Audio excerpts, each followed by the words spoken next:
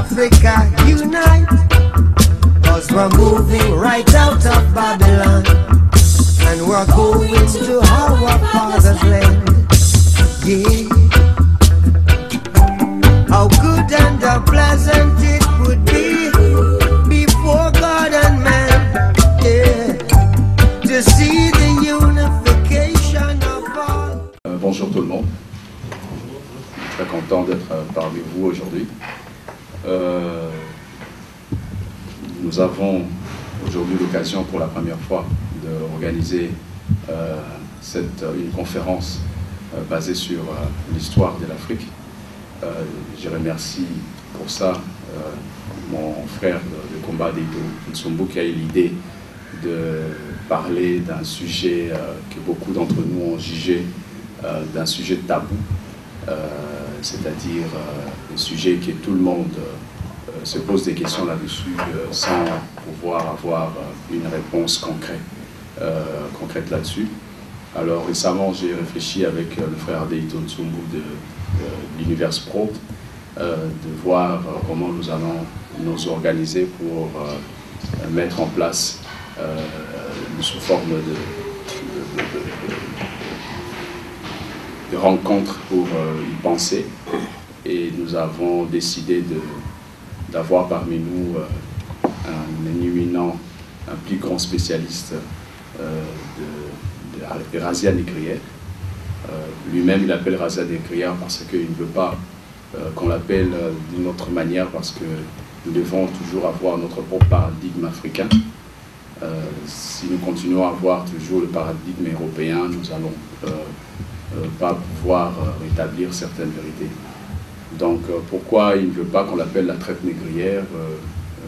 Lui-même, il va nous expliquer le contexte, au fait, la raison pourquoi il l'appelle la traite négrière. Il est membre du groupe du Cercle de Samouraï. Le professeur Bembabon que vous avez ici devant vous, beaucoup d'entre vous le connaissent déjà. Il parle de la traite négrière depuis un certain temps, et il a sorti un ouvrage très important que vous avez devant vous, intitulé « Quand l'Africain était l'or noir de l'Europe ». Là-dedans, il essaie de monter le mensonge de toutes les falsifications de l'histoire de Razia Négrière. Et donc aujourd'hui, il va nous parler de ça. Nous sommes ici ensemble jusqu'à 18h-19h. Et à la fin de notre entretien, si vous avez des questions qui vous tiennent à cœur, que vous avez toujours eu dans vous, vous pouvez toujours le poser au professeur. Et il va s'atteler à les répondre d'une manière objective. Alors, sans plus tarder, je donne la parole au professeur Bembabon.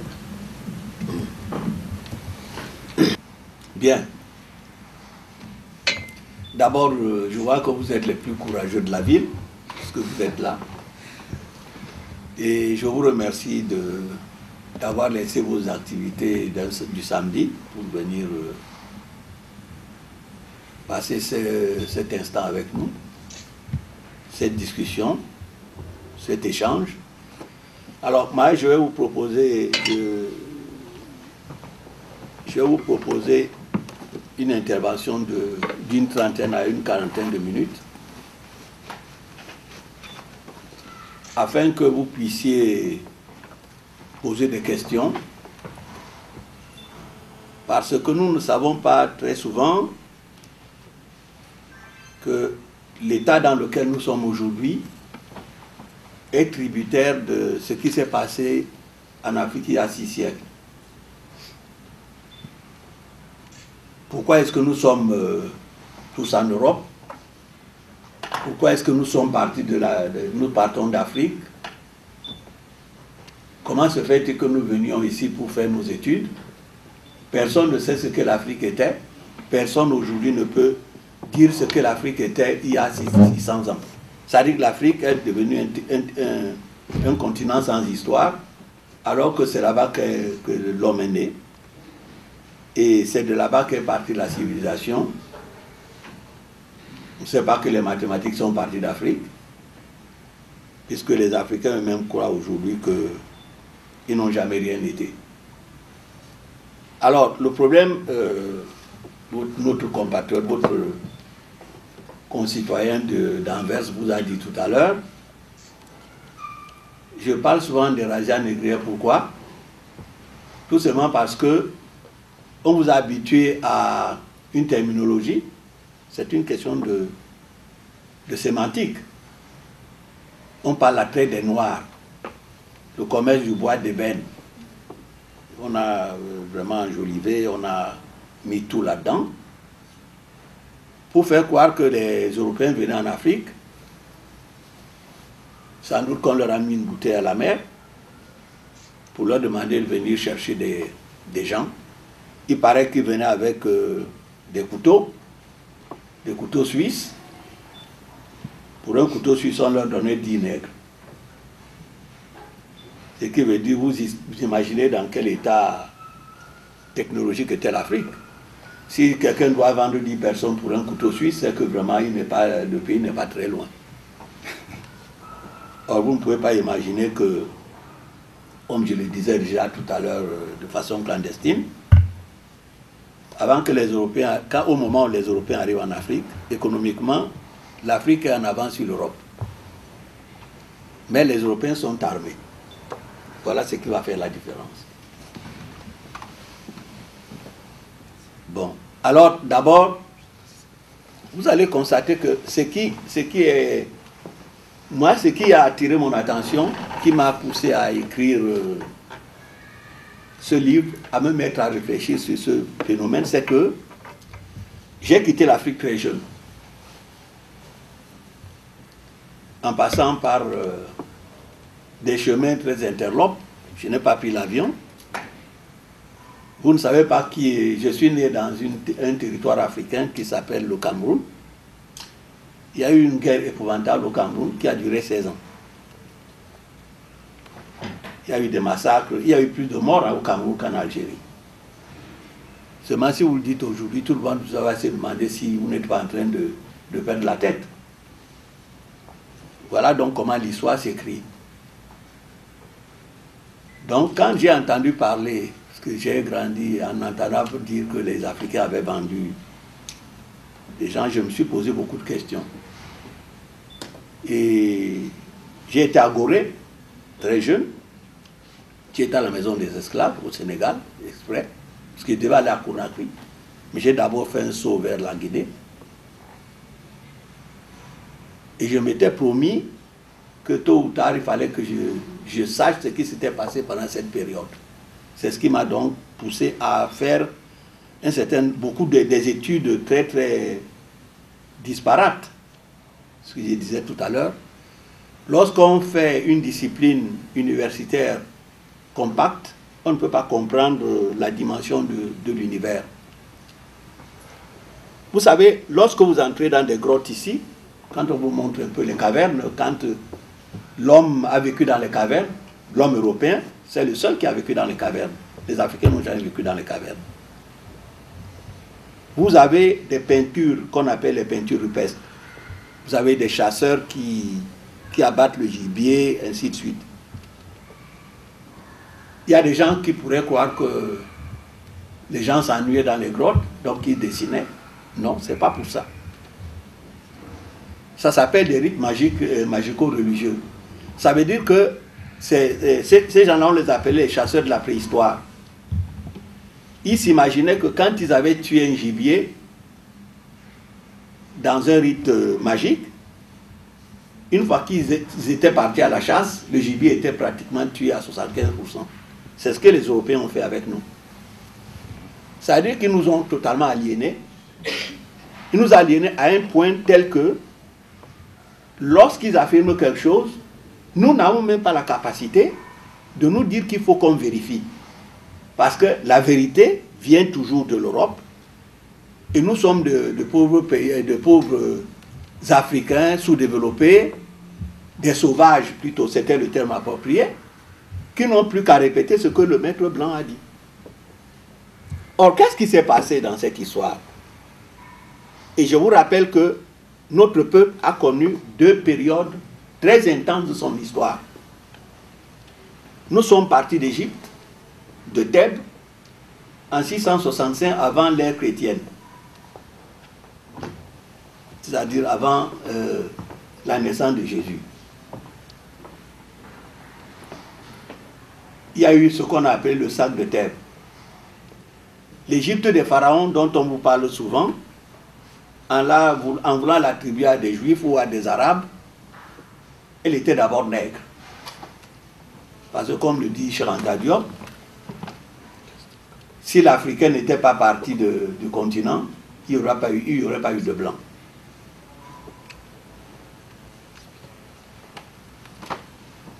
Et lorsque nous sommes partis donc à 655 après le sac de Thèbes, par les peuples de la mer, une coalition de peuples de la mer,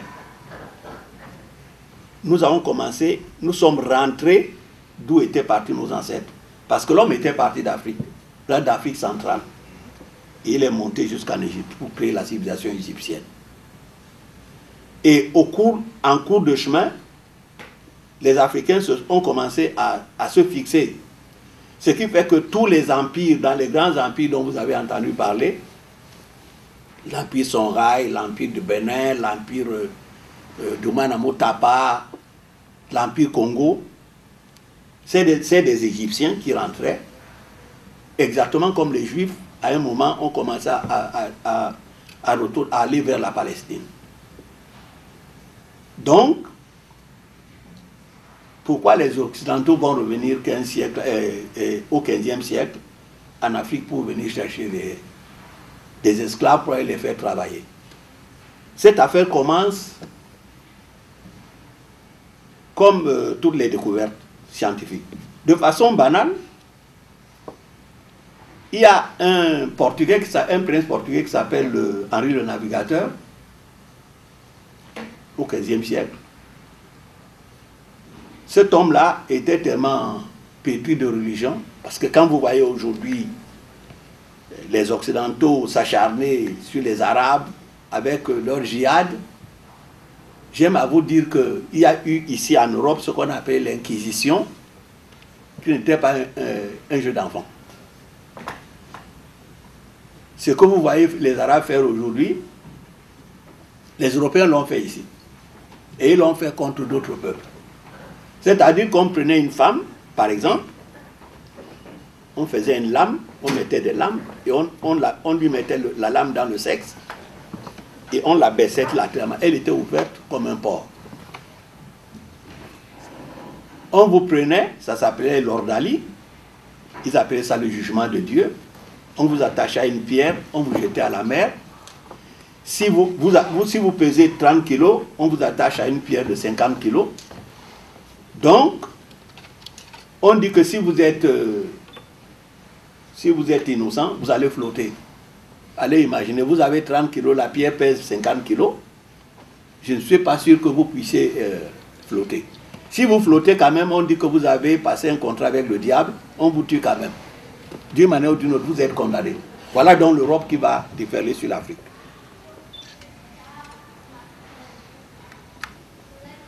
Il va se passer un phénomène au Cap Bojador. Le Cap Bojador, c'est la Mauritanie actuelle. Il y a Henri le Navigateur qui combat les Sarrasins, les Arabes plutôt. Parce que les deux religions que vous voyez aujourd'hui face à face, les musulmans et les chrétiens, c'est vrai que les chrétiens, bon, ils ont un peu baissé le pavillon, se sont toujours battus pour contrôler le monde. Parce qu'ils prétendent être des religions révélées. C'est Dieu qui les a révélées. C'est-à-dire que les enfants d'Abraham, le monde leur appartient, parce que vous savez que les Arabes, les Juifs et les Européens sont les enfants d'Abraham. Donc, la terre leur appartient. Si vous prenez la Genèse, chapitre 20-24, vous allez voir comment votre ancêtre est sorti de l'histoire, Canaan, où il a été maudit. Voilà, ces gens-là, lorsqu'ils posent un acte, ils vont le justifier par la suite. Et vous allez voir là où vous commencez à être troublé. C'est-à-dire qu'en fait, c'est Dieu qui donne la terre aux Blancs, C'est leur père, parce qu'ils représentent Dieu comme un vieux blanc avec une longue barbe. Donc, il leur donne la terre, et dans cette terre-là, il va maudire le noir, qui est le fils de Canaan. Et une fois qu'il a maudit le noir, il dit que le noir sera esclave de son frère, le blanc. Donc, il n'a plus aucun scrupule à le mettre en esclavage. Et c'est le prétexte que les Occidentaux utilisent lorsqu'ils arrivent en Afrique. Il y a un pape, Nicolas V, en 1445, qui autorise, qui donne l'ordre, qui intime l'ordre aux Blancs, aux Européens, d'aller mettre les Africains en esclavage. Parce que c'est comme cela que ces choses-là se passaient. Tous ceux qui n'étaient pas dans la ligne tracée par l'Église catholique devaient être mis en esclavage. Et l'Europe a été toujours une terre d'esclavage depuis la Grèce ancienne. Et ces gens de mœurs, ce qu'on appelle l'esclavage, les Africains ne connaissaient pas ce genre de façon de fonctionner. Parce que l'esclave était un bien meuble. Il n'avait aucune personnalité, il n'avait aucun droit. Et pendant des générations, successivement, les enfants qu'il laissait étaient eux-mêmes des esclaves. Donc, à partir de là, les Occidentaux décident donc que quand ils viennent en Afrique, ils viennent parce que les Africains sont des païens. Donc, il faut qu'ils en fassent des chrétiens. Ils disent que les Africains sont cannibales. Donc, il faut qu'ils les civilisent. Ils disent que les rois africains sont des despotes. Il faut donc qu'on sorte des Africains de la domination des dictateurs, de la dictature de leurs rois. Ils disent que les Africains passent leur temps à se faire la guerre. Donc, il faut apprendre à les pacifier. En fait, si nous suivons bien le raisonnement,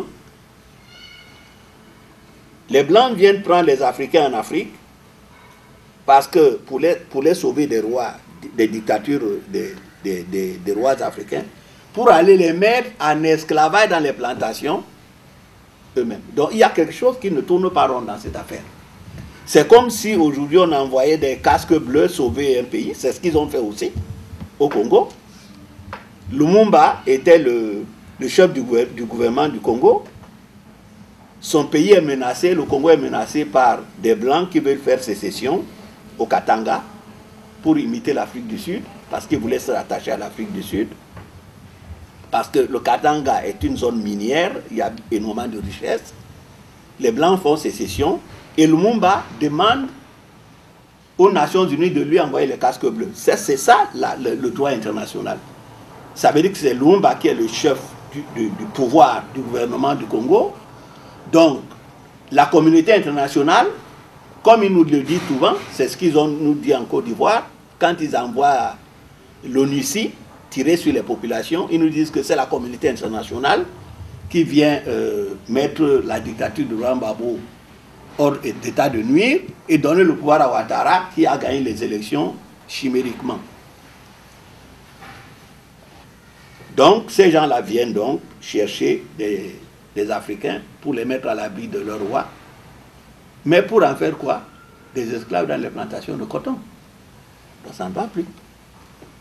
C'est comme ils sont venus au Congo. C'est Lumumba qui est le chef du gouvernement. Au lieu de contenir les Blancs qui veulent faire sécession au pays de Lumumba, ils viennent, ils assassinent Lumumba. Voilà donc comment marche la justice internationale depuis le XVe siècle. Alors, en vérité, nous allons nous apercevoir d'une chose, c'est que les Européens ont mis la main sur l'Amérique en 1491. Donc, ils commencent à décimer les Indiens, les peaux-rouges. Je dis peaux-rouges parce que la sémantique est très importante. Aujourd'hui, tout le monde parle des Indiens. Ces gens ne s'appellent pas des Indiens. C'est-à-dire que Christophe Colomb recherchaient l'Inde, parce que les Occidentaux allaient faire des commerces et ils allaient chercher des épices en Inde, parce qu'ils n'arrivaient pas à conserver leur alimentation ici. Donc ils allaient chercher le poivre et tout le reste pour assaisonner la viande et tout le reste. Et il s'est donc trompé. Il est passé à côté de l'Inde. Il est tombé sur un continent et il a cru avoir découvert l'Inde. C'est pour ça qu'on appelle ces gens-là des Indiens. Bon. Donc, toujours est-il que nous allons les appeler soit les Caraïbes, soit les peaux-rouges. Ils les exterminent entièrement parce que les gens ne peuvent pas tenir. Ils ont découvert des mines d'argent. Ils font donc travailler ces gens-là dans ces mines d'argent et ces gens-là meurent comme des mouches. C'est là donc qu'ils apprennent que quelque part en Afrique, il y a un continent qui s'appelle l'Afrique, il y a là-bas des hommes très robustes qui ne se méfient pas des étrangers et un pays qui a à peu près le même climat que l'Amérique. Donc, on va donc essayer de venir en Afrique. On leur dit, les gens ne sont pas armés, ils sont très joviaux, ils vous reçoivent chez eux. Il y a un certain Cadamosto, un Portugais qui avait été au Cap-Vert, où il vivait, c'est lui qui fait le rapport. Et c'est là maintenant que les Occidentaux vont ouvrir les vannes, ils vont venir vers l'Afrique pour voir ces populations dont ils ont besoin. Et il se trouve qu'à cette époque, c'est le pape qui commande le monde. Le pape avait donc donné le monde à deux nations, des nations latines, à l'Espagne et au Portugal. Les autres Européens n'ont pas le droit d'aller en Afrique parce que le pape ne le leur permet pas. Et c'est pour cela que les premiers négriers qui vont entrer en Afrique, c'est les Portugais et les Espagnols. Je vais aller vite parce que nous allons discuter plus à fond. Et vous allez donc voir que les autres Européens se rendent compte qu'ils sont en train d'être floués, puisqu'on a découvert des mines d'argent en Amérique. On a découvert qu'il faut de la main-d'œuvre gratuite et que les gens peuvent aller attraper les Africains. Et c'est pour cela que j'ai intitulé mon livre « Quand l'Africain était l'or noir », parce que c'était l'énergie à cette époque-là. On va donc commencer, tout le monde a compris qu'il est très important d'avoir des Africains, d'aller les prendre comme esclaves pour les faire travailler. Alors, on va vider, les Portugais vont faire dans un premier temps, ils vident leur prison des tueurs, qu'on appelle les lançados. Les lançados, au Portugal, on les appelle la semence de l'enfer.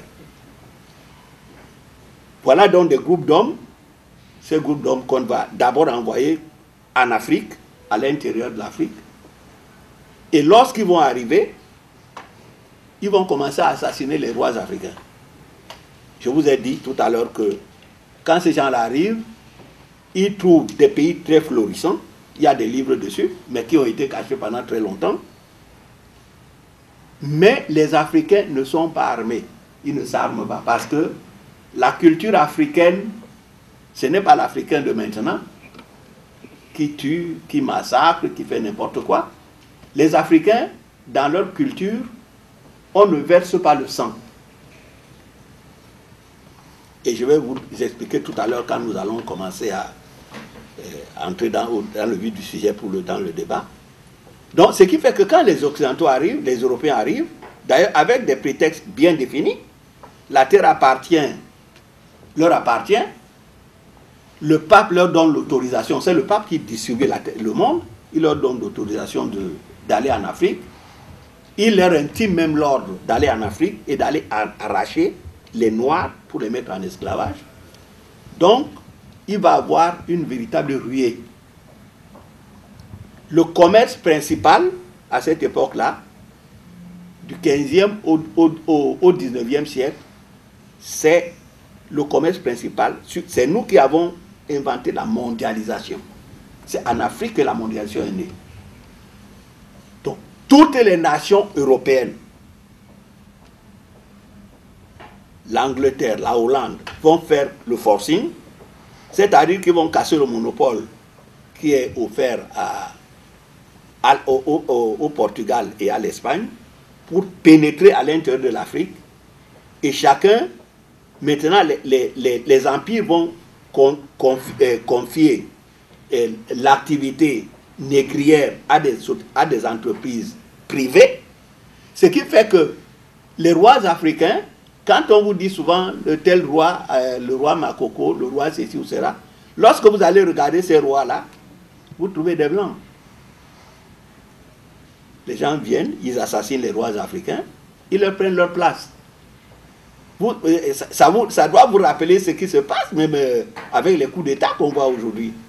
Donc quand je vous dis qu'il n'y a pas de génération spontanée, quand ces gars arrivent en Afrique, ils envahissent les territoires africains, ils viennent là parce qu'ils l'ont déjà fait en Europe eux-mêmes. Vous avez par exemple les Bulgares au Xe siècle. Les Bulgares n'étaient pas d'accord avec l'église catholique, celle de Rome, et donc on appelait ça un schisme, on les appelait schismatiques. Et donc on donne aussi, le pape donne l'ordre aux Européens de mettre les Bulgares en esclavage. C'est eux qu'on appelle aujourd'hui les Slaves. Donc Slaves en anglais c'est slaves, qui veut dire esclaves. Donc vous voyez donc que tous ceux qui ne rentraient pas dans le moule de l'église avaient qualité pour être mis en esclavage, exactement comme les Arabes faisaient la même chose quand ils venaient dans le cas du djihad. Tous ceux qui n'étaient pas musulmans avaient qualité d'être mis en esclavage. Donc, il va y avoir des balais. C'est-à-dire que l'Afrique maintenant, c'est un Allemand Cameron qui disait que l'Afrique commençait à perdre son sang par tous ses ports. L'Afrique va donc devenir, l'Africain va devenir la marchandise et la monnaie. Bien. Les gens vont utiliser un système que j'ai appelé le Venus Urcarium. C'est-à-dire que désormais, en Afrique, on ne cultive plus la terre. Personne ne peut aller cultiver la terre. C'est un système romain. C'est comme cela que les Romains faisaient lorsqu'ils attaquaient leurs ennemis. Ils l'ont fait aussi au Vietnam. Nous avons tous en mémoire la guerre du Vietnam.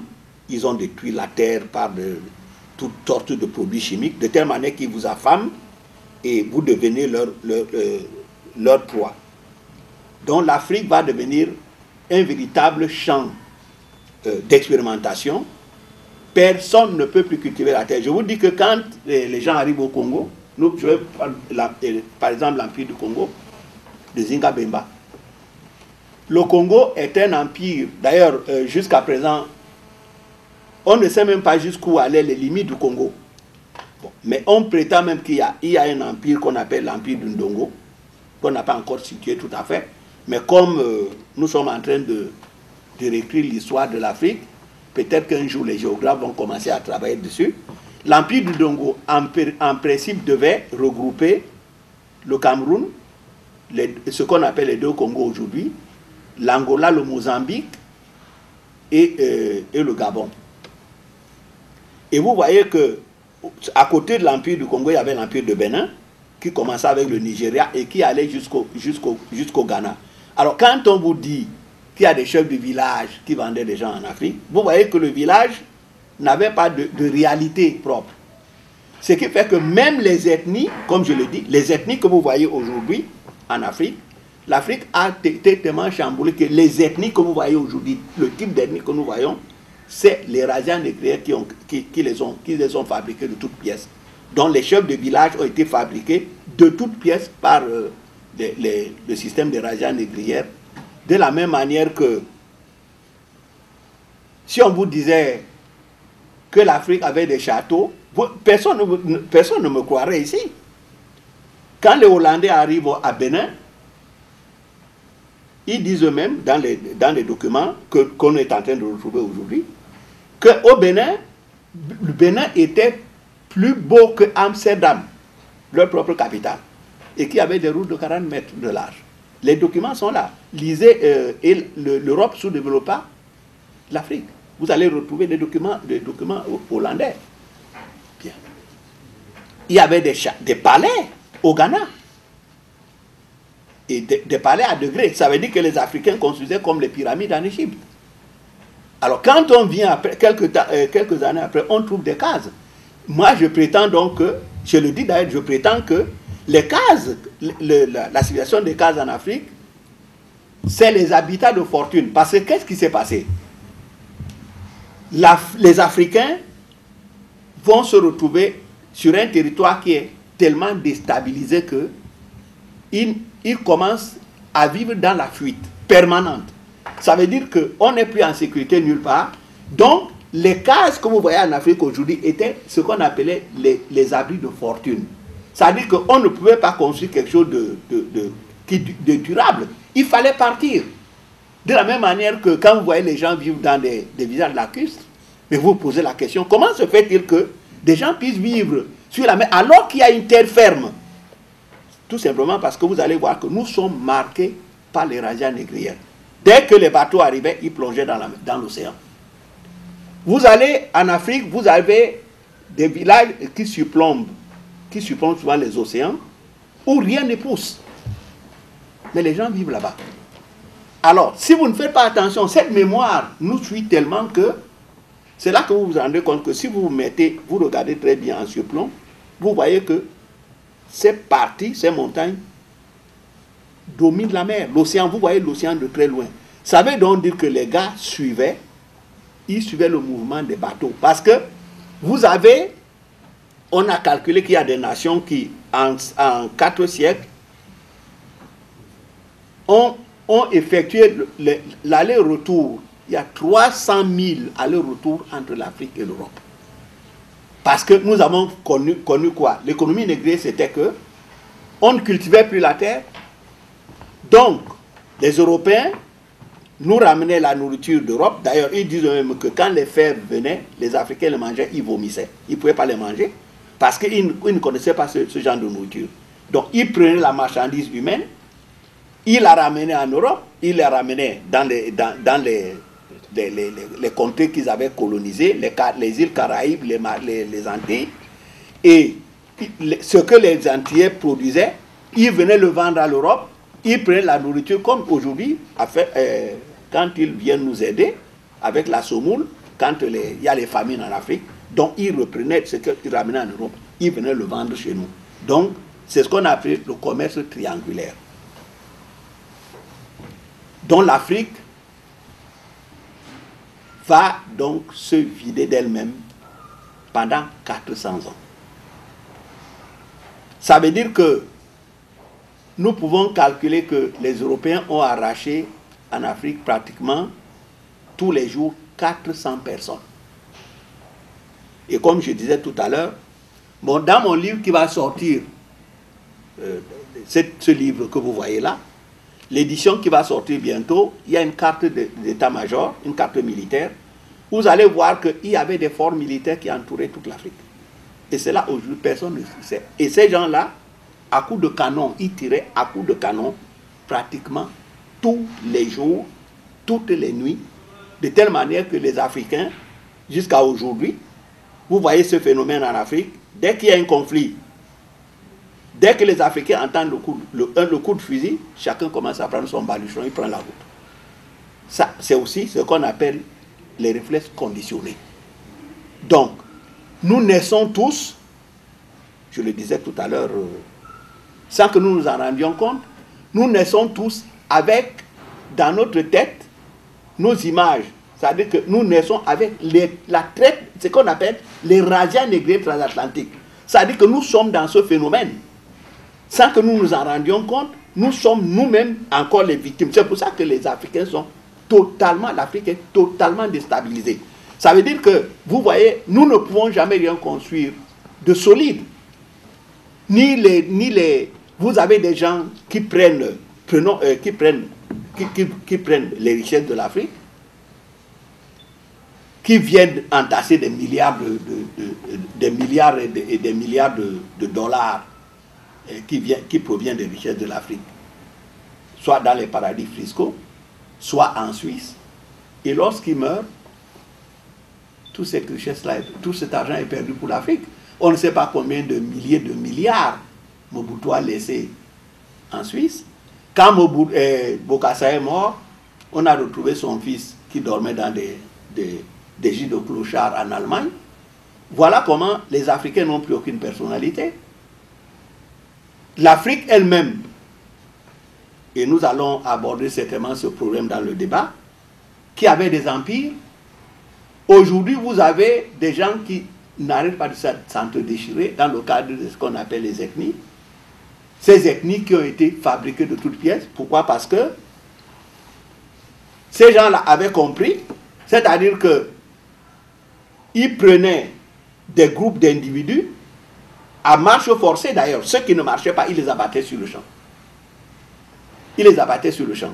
Et ces groupes leur servaient d'éclaireurs et de rabatteurs qui devaient aller attraper d'autres groupes pour venir les vendre. Et c'est cela donc qui a fait que les gens, la mémoire génétique, c'est une mémoire qu'on conserve. On savait que tel village, tel groupe nous a poursuivis pendant tel... Alors les gens ont fui. Et au fur et à mesure, comme une légende, on la raconte. Et les gens, des siècles après, se souviennent que tel groupe était notre groupe ennemi, ainsi de suite. Et c'est comme ça que jusqu'à aujourd'hui, les Occidentaux arrivent à nous opposer les uns aux autres et ça n'en finit pas. Bon. J'en aurais fini pour vous laisser la parole parce que je préfère que nous échangions. Quand je vous aurai expliqué que vous allez voir, on vous parle tout le temps de Ouida. Ouida était c'est la grande plateforme de la traite négrière. C'est de là qu'on appelait la porte, la porte du départ sans retour. Ouida n'existe pas. Ouida n'existe pas. En tout cas, ce nom-là de Ouida n'existe pas dans l'histoire de l'Afrique.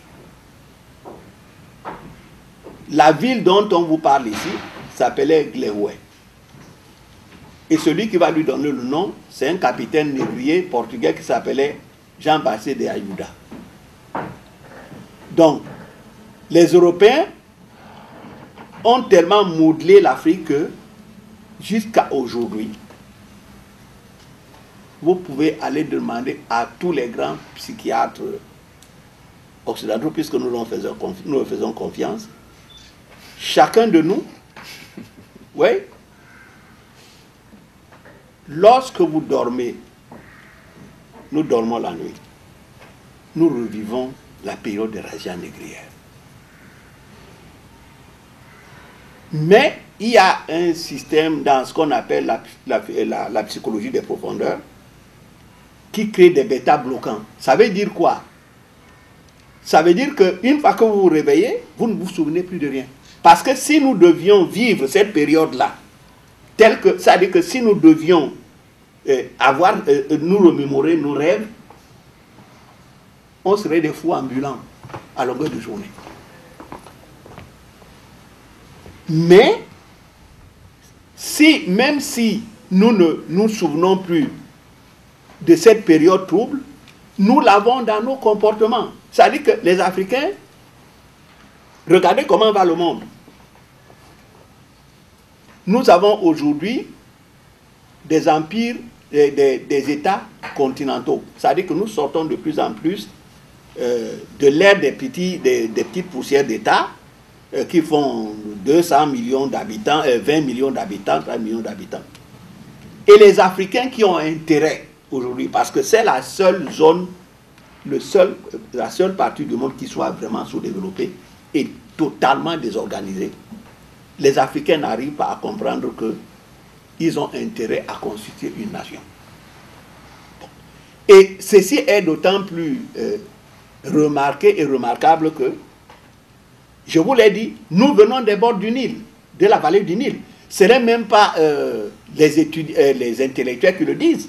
Vous allez voir un homme comme Kamisoko de Wadikrina, un malinqué, ce qu'on appelle les griots malinqués, qui était totalement analphabète. C'est qu'à la fin des révélations, il y a quelques années, où il a réuni les savants occidentaux pour leur dire que tous les peuples africains, tous les Africains d'aujourd'hui viennent de l'Égypte pharaonique. Donc, Et toutes les langues que nous pensons être des langues africaines aujourd'hui ne sont que les gypsies anciens. Alors, pourquoi nous n'arrivons pas à nous reconstituer aujourd'hui? Tout simplement parce que nous vivons encore la période des razzias négrières, sans que nous nous en rendions compte. Bon. De la même manière que, maintenant, une fois que nous sommes partis, vous allez voir donc maintenant comment les Occidentaux vont réaliser le crime plus que parfait. Il y a des problèmes qui se posent. Vous avez vu Racine, certains d'entre vous ont vu le document, vous avez entendu parler de l'histoire de Kunta Kinte, Racine qu'on a enlevé en quelle année? En 1768. On l'a enlevé, on ne l'a pas vendu. Alors, vous allez voir comment notre mémoire fonctionne. Quand j'ai commencé à écrire mon livre, j'ai un ami qui vit avec une fille à Nantes. Et bon, sa copine me dit, mais il paraît que ton livre va sortir bientôt. J'ai dit oui. Il dit, bon, mais une fois qu'il sortira, il faut nous prévenir parce qu'on aimerait l'acheter parce que moi je veux le lire. Voilà, le chef de village a envoyé Kunta Kinte chercher du bois pour faire la cuisine. Et après, il est allé dire au blanc, il lui a montré, il lui a indiqué là où il a envoyé Kunta Kinte. J'ai dit, c'est ce que tu as vu? Elle me dit oui. J'ai dit, c'est ce que tu as vu dans le documentaire? Il m'a dit oui. Vous voyez, cela veut dire quoi? Nous sommes tellement conditionnés que c'est-à-dire que nous voyons le monde tel que les Occidentaux. Je vous ai parlé tout à l'heure des chasseurs de la préhistoire. Tel que ces gens veulent que nous voyons le monde, nous le voyons tel qu'ils veulent que nous le voyons.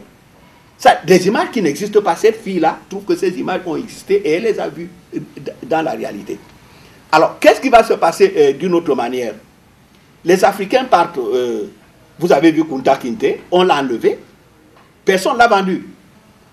Alors vous avez vu toute la lutte que Kunta Kinte a menée avec sa fille Kizi, qu'il a laissée avec violon et tout le reste. Alors les Africains, il y avait tout le temps des problèmes dans les plantations. C'était des sabotages. D'ailleurs, les razzias n'ont pas été aussi faciles que les gens veulent le faire croire. Alors, qu'est-ce que les maîtres blancs ont trouvé? C'était que, bien, et ils demandaient aux enfants, pourquoi, quand il y avait des révoltes, on leur faisait comprendre que oui, parce qu'ils sont allés attraper des Africains en Afrique, et ils prétendaient qu'ils les vendaient, et ils les avaient achetés. Les gens disaient que non, vous avez les attrapés en Afrique. Alors, ils prenaient un père de famille, celui qui avait dit à ses enfants justement qu'on avait été les attraper. Ils élevaient des oiseaux de proie. Ils le mettaient dans une cage, ils mettaient les oiseaux de proie. Ils appelaient toutes les concessions, tout le monde venait voir. Les oiseaux de proie le mangeaient. Ils prenaient après des fourmis, ils déversaient. On leur disait, celui qui dit encore qu'on a été vous enlever en Afrique, voici ce qui va lui arriver. On prend des enfants, est-ce qu'il a 4 enfants? On les vend à des maîtres différents à travers le pays. Personne ne sait plus ce qu'ils deviennent. Petit à petit, ça s'appelle le phénomène dynamique. Au fil des années, donc, on était obligé pour se maintenir en vie de mentir à sa génération. Non, les Africains nous ont vendus. Voilà comment ce phénomène a commencé à se répandre. Et pendant des années, par transmission, la mémoire a gardé que ce sont les Africains qui ont vendu leurs frères. Bon, vous avez un autre phénomène. Les femmes africaines, quand elles partent, quand elles arrivent en Amérique, à cette époque-là, elles ne pouvaient pas avoir de relations avec des Blancs. Bon, mais les Blancs, en tant que maîtres, devaient avoir un droit de préemption sur elles. Et les femmes africaines ne pouvaient pas avoir de relations sexuelles, surtout des relations intimes avec les Blancs. Pourquoi? Parce que les Blancs n'étaient pas circoncis. Et la circoncision chez les Européens et chez les Africains était un rituel religieux qui vient depuis la mort d'Osiris en Égypte. Donc, alors, que faisaient les Blancs? il violait les femmes noires. Alors, dans un premier temps, quand il les violait, les femmes se suicidaient. Or, dans la culture même africaine, le suicide est proscrit parce que, pour les Africains, Dieu a créé l'homme à son image. Le fait de se tuer soi-même veut dire qu'on a tué Dieu. Bon. Mais petit à petit, ces femmes-là se sont rendues compte que les Blancs les ont piégées. Ça veut dire que quand une femme cédait, bon, elle avait plus d'avantages.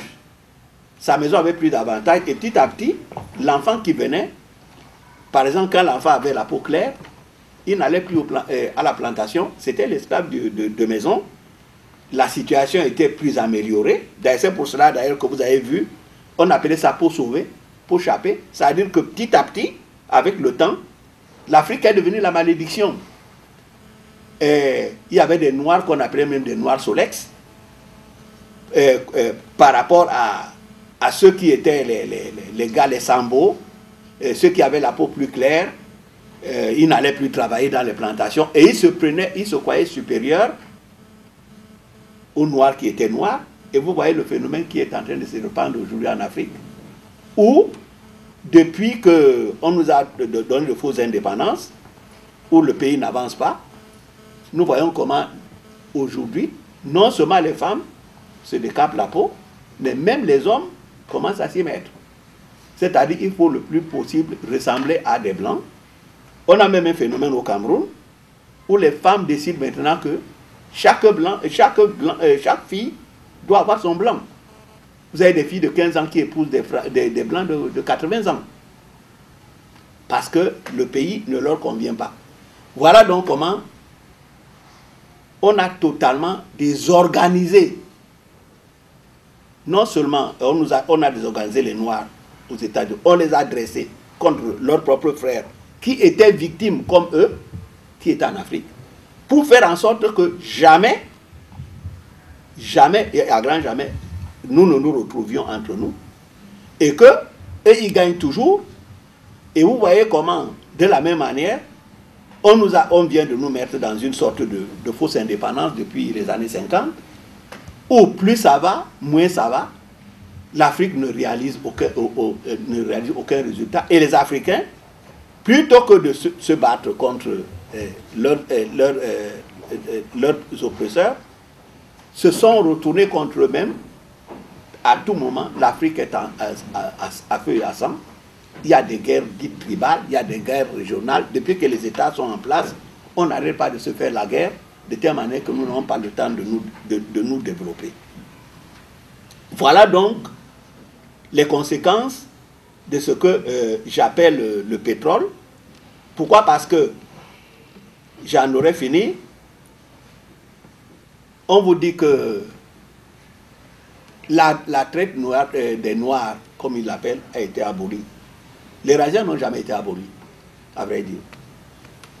C'est un piège dans lequel nous sommes tombés. Et lorsque vous voyez comment l'Afrique fonctionne, vous vous rendez compte qu'il n'y a pas d'État en Afrique, c'est des plantations. Ce qu'on appelle aujourd'hui les présidents africains, c'est les Occidentaux qui les mettent en place. Et moi, je les appelle des régisseurs. Exactement comme pendant les plantations, dans les plantations aux États-Unis, il y a des régisseurs qui s'occupaient d'une plantation. Des régisseurs noirs. Bon, les Blancs sont là, ils dansent, et ils disent que c'est nous qui sommes des fainéants. Bon. Donc, la situation, en fait, n'a pas changé. Sauf quand on veut se tromper soi-même. La situation n'a changé en rien. On nous dit aujourd'hui, vous avez des États avec des drapeaux qui flottent. Mais dans la réalité, l'Afrique n'a même pas de monnaie. Comment est-ce que les symboles régaliens, un État, le symbole d'un État, c'est de battre monnaie. Aucun État africain ne bat monnaie. Il faut avoir sa propre monnaie. Ce n'est pas un tissu que le drapeau qui veut dire qu'on est libre. Donc, nous sommes encore sous le système négrier. Ne vous faites aucune illusion. Nous ne décidons de rien dans le monde. Vous avez vu comment, en Côte d'Ivoire, Laurent Gbagbo a gagné l'élection présidentielle. Sarkozy a décidé que c'est Ouattara qui serait en place. On a chassé Laurent Gbagbo. Et ils ont créé des institutions internationales. La CPI, c'est quoi? La Cour pénale internationale, c'est pour dire aux nègres, il n'y a que les Noirs qui passent à la Cour pénale internationale. Jamais Bush. Bush a massacré des gens en Irak.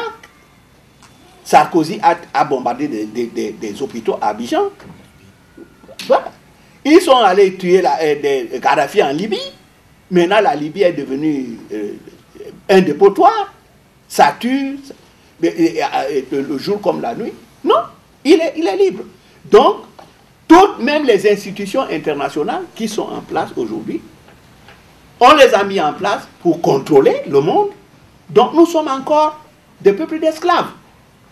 Pendant qu'on disait que Laurent Gbagbo, on le chasse parce qu'il a fraudé aux élections, Paul Biya, quelques mois après, il a fraudé aux élections.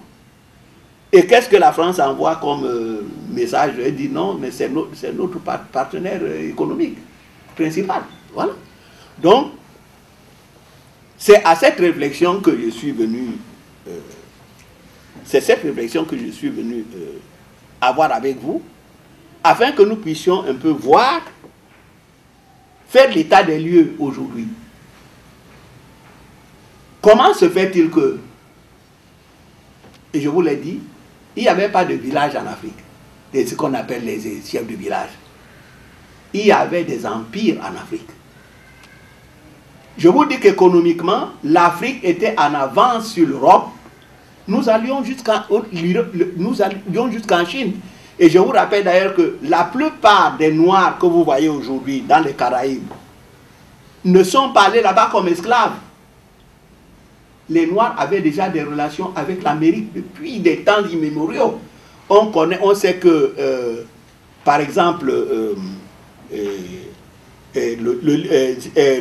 Ivan Van Sertima a démontré comment les Indiens et les Noirs se sont retrouvés un jour à l'île de Pâques, Boubacarri II. Une expédition était partie d'Afrique, toute une flottille pour aller vers les Amériques. Et quand on voit dans quel état nous sommes aujourd'hui, on se demande même quel est l'avenir de l'Afrique. Bon, on voit la Chine qui arrive, dont la facilité c'est de dire oui, voilà, les Chinois sont nos amis, mais je ne suis pas très sûr que en ce bas monde, les États aient des amis sur qui ils puissent compter de cette manière-là. Je crois que quand les gens avancent ce genre d'argument, c'est parce que ils sont en état de sidération. Ce qu'on appelle l'état de sidération, c'est quand les gens ne sont pas capables de résoudre leurs problèmes en psychologie. Les Noirs ne sont plus capables de résoudre leurs problèmes. Et ceci est extrêmement préjudiciable. Donc c'est à ces échanges que je vous invite et je remercie de m'avoir écouté sans que je l'ai sans doute mérité.